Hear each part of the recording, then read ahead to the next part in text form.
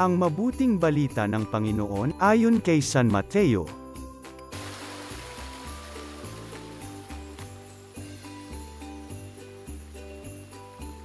Noong panahong iyon, sinabi ni Jesus, "Lumapit kayo sa akin, kayong lahat na napapagal at nabibigatan sa inyong pasanin, at kayo'y pagpapahingahin ko.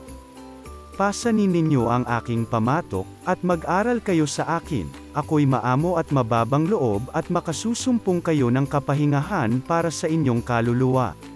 Sapagkat maginhawang dalhin ang aking pamatok, at magaan ang pain ang ibibigay ko sa inyo." Ang mabuting balita ng Panginoon.